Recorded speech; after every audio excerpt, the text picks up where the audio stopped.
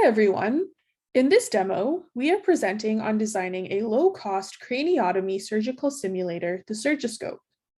This was a group project from the Candian Haptics course 501, listed as CPSC 543 at UBC.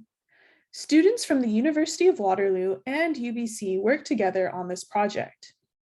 Surgeries can be extremely complex procedures that surgeons have to train many years for.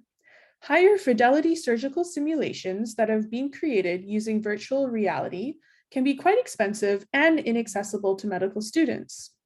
Therefore, we wish to address how to create a take-home lab kit to assist surgical education for craniotomies, which is low cost, accessible, and provides realistic haptic force for the surgery. As part of our course, we were provided with Haply 2 DIYs to use in our project. These 2 degree of freedom robots are easy to program and can provide force and vibrotactile feedback.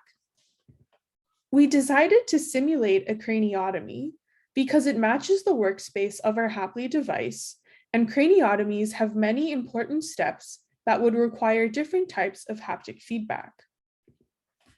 Our imagined use case is for medical students learning about a craniotomy at home who can use the Haply device to immediately feel the relative forces they would experience during surgery.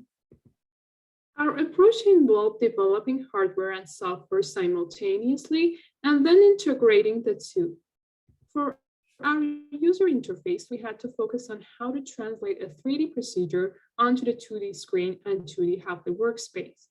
So we designed a split view where the left view depicts the workspace for users and the right side shows the tool users are using and what tissue layer and depth they are currently working on. In terms of haptic feedback, one form of haptic feedback we provide is rendering different amounts of force when user is moving the tool through different layers around the workspace.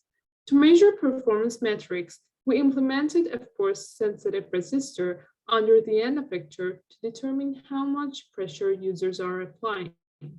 We also installed a 3D printed stylus for users to hold and added an eccentric rotating mass motor so that users can feel vibrations through the stylus while drilling through bone. A unique aspect of this low fidelity simulation is that we provide visual and haptic performance metrics to the user in the form of time, trajectory, accuracy, and pressure.